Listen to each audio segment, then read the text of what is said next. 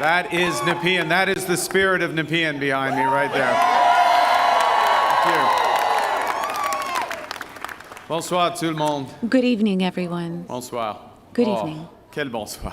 What a great night. I have a question. Who's ready? Who's ready? Who's ready to stand up for Canada with me?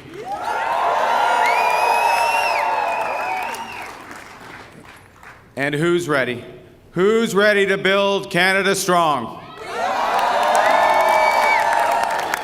Okay, we got that settled. That's good. Avant de commencer, Before we start, féliciter I'd like to congratulate the other leaders for their campaigns and for the extraordinary amount of work that went into it. I want to thank them for their service for Canada today and in the future. I want to thank the leaders of the other parties. I want to salute the contribution of Jagmeet Singh. I noticed his remarks. Leading on progressive values. Elizabeth May, who will be returning. Yves-Francois Blanchet. And I want to congratulate Pierre Poilievre on a hard-fought, fair, good campaign, his commitment to the country that we both love.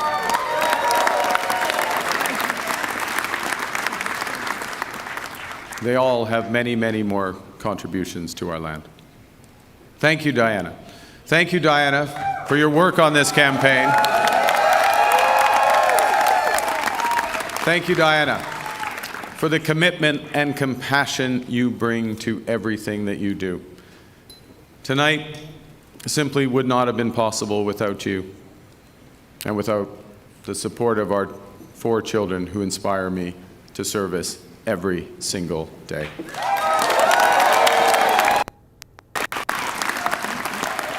I also want to salute the women and men who put their name on the ballot from all parties.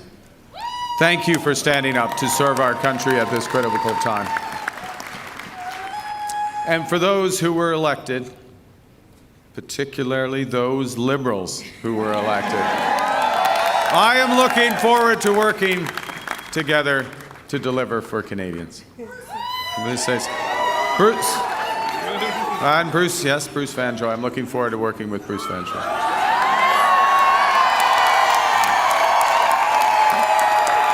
Fantastic. He will be a great MP. We're going to have fun tonight. Yes, we're going to have fun. Bien sûr. Je tiens à remercier les milliers de bénévoles the thousands of volunteers here and across Canada who gave up their time to knock on doors, to make calls, and to speak to their neighbors and members of their communities to give us a strong government. You know, I chose to enter politics because I felt we needed big changes in this country. But big changes guided by strong Canadian values. Values that I learned at the dinner table from my parents, Bob and Verley, and from my siblings. I appreciate this more in retrospect from my siblings. My siblings, Brenda, Sean, and Brian. Values that I learned on the ice from my coaches. Values that have been reinforced as I've met with Canadians across this great country. And those include 3 values that I want to highlight this evening. Humility. It's Canada after all. Ambition. It's Canada after all. And unity. It's Canada.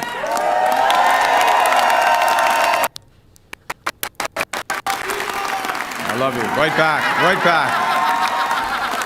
These are good values. These are Canadian values. Values that I will do my best. I'm just getting worked up here. These are values that I will do my best to uphold every day as your Prime Minister. You betcha. Okay, well, you have to judge after this next section because I am going to begin with the value of humility. And by admitting that I have much to be humble about. It's true. Over my long That's not an applause line, it's just a statement of fact. Over my long career, I have made many mistakes, and I will make more. But I commit to admitting them openly, to correcting them quickly, and always learning from them.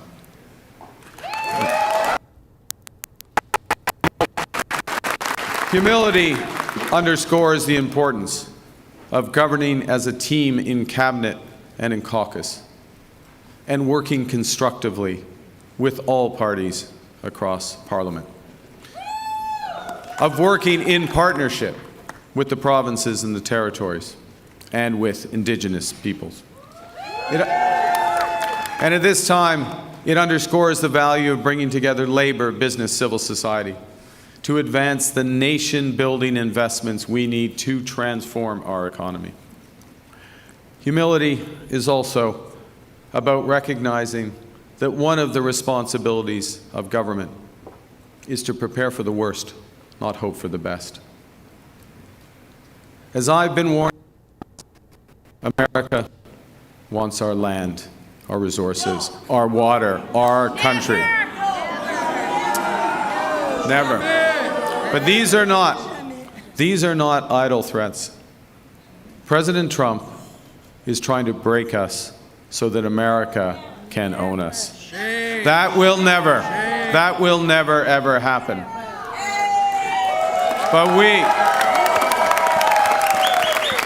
But we also must recognize the reality that our world has fundamentally changed. There is also, for me, as I stand before you this evening, humility in recognizing that, well, many have chosen to place your trust in me, trust in the Liberal Party. Millions of our fellow citizens preferred a different outcome. And my message to every Canadian is this: no matter where you live, no matter what language you speak, no matter how you voted, I will always do my best to represent everyone who calls Canada home.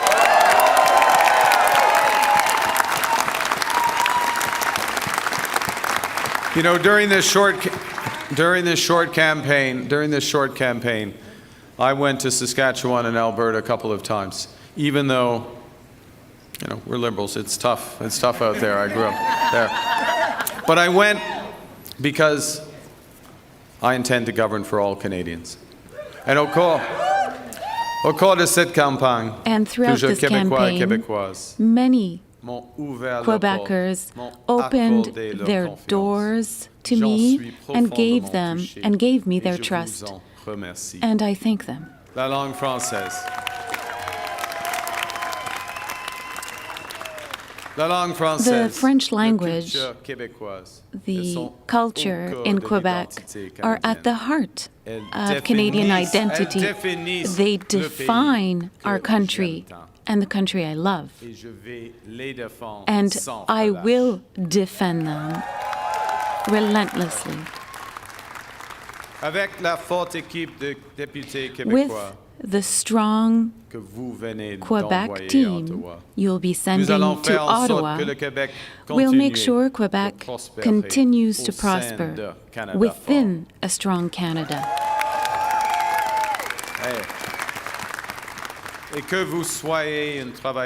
Whether you work in the oil sands in Fort Mac, or whether you're a nurse in Joliette, or an accountant in Toronto, there are a lot of accountants in Toronto.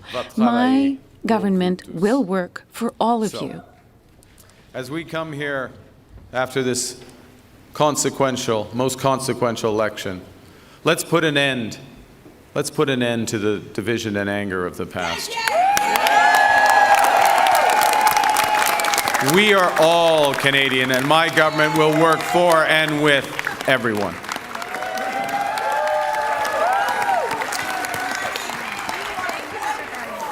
I began with humility, but Canadians are ambitious. And now, more than ever, it is a time for ambition. It is a time to be bold, to meet this crisis with overwhelming positive force of a united Canada. Because We are going to build. Build, baby, build.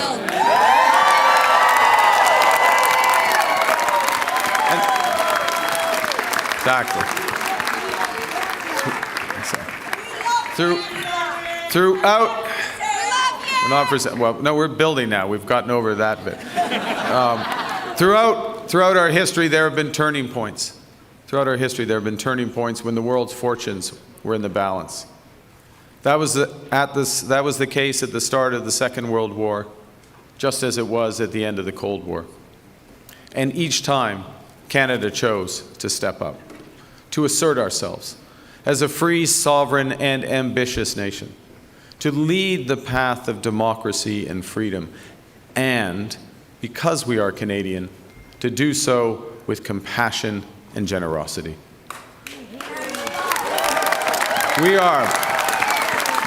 We are once again at one of those hinge moments of history.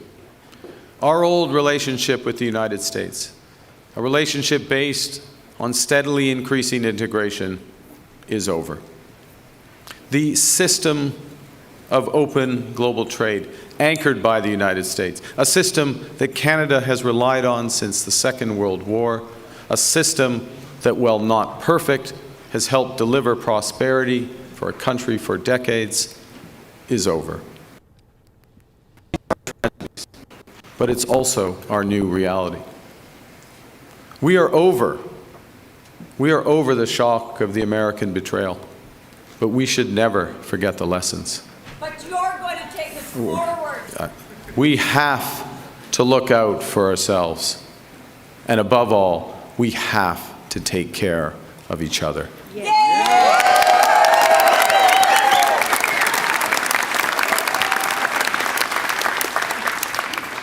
When I sit down with President Trump, it will be to discuss the future economic and security relationship between two sovereign nations. And it will be with our full knowledge that we have many, many other options than the United States to build prosperity for all Canadians. We will strengthen our relationships with reliable partners in Europe, in Asia, and elsewhere. And if the U.S. no longer want to play a major role in the international economy, Canada will. We are masters in our own home. We will build millions of houses. We will be a powerhouse of energy. We will build good jobs in one single economy. Because this is Canada, and we decide what happens here.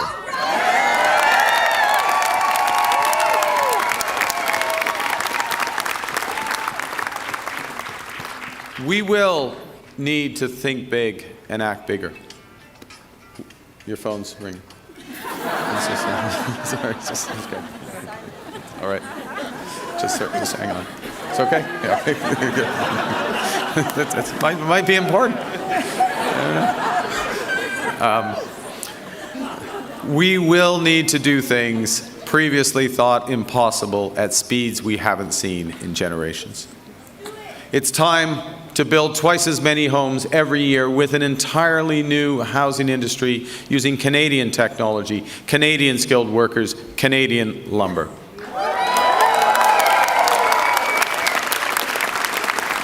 It's time to build new trade and energy corridors, working in partnership with the provinces, territories, and Indigenous peoples. It's time to build hundreds of thousands of not just good jobs, but good careers in the skilled trades. It's time to build Canada into an energy superpower in both clean and conventional energy. And it's time to build an industrial strategy that makes Canada more competitive while fighting climate change.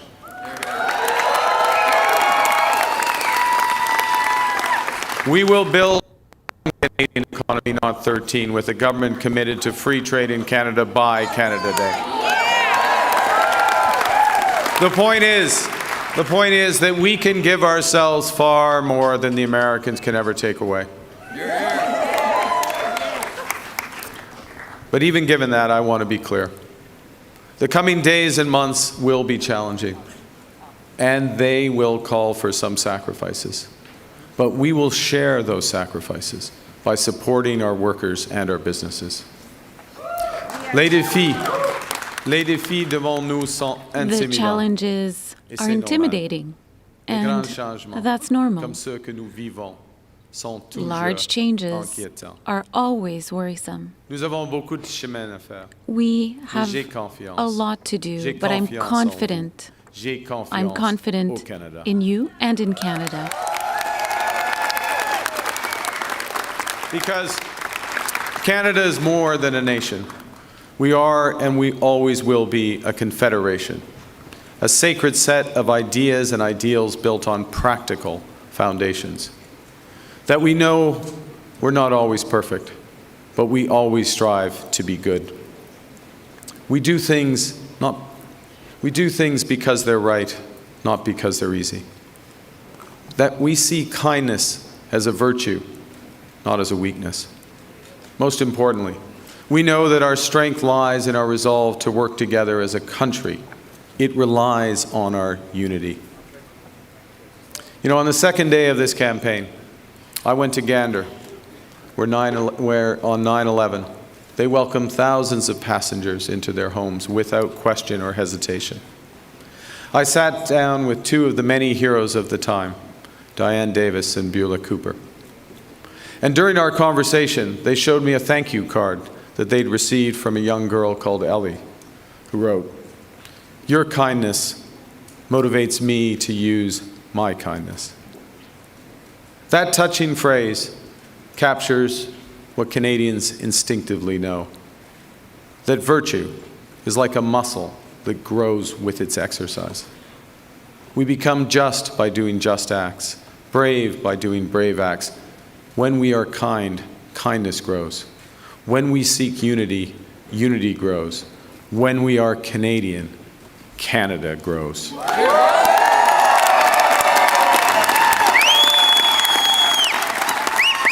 And united over our history, we have done hard, seemingly impossible things. United, we have built one nation in harsh conditions despite a sometimes hostile neighbor. Yes, they have form on this, the Americans. United, we have confronted our own past with Indigenous peoples. Unis, nous avons bâti un pays qui rassemble des langues, des cultures, a country that unites despite different cultures. United, we built cultural institutions that are essential, such as CBC, Radio-Canada. United, we have created universal public health care. And now, in the face of this crisis, united, we are buying Canadian. We are exploring everything this country has to offer. We are supporting our friends and neighbors in the crosshairs of President Trump through a crisis that we did not create. Unite and build the strongest economy in the G7, an economy that works for everyone.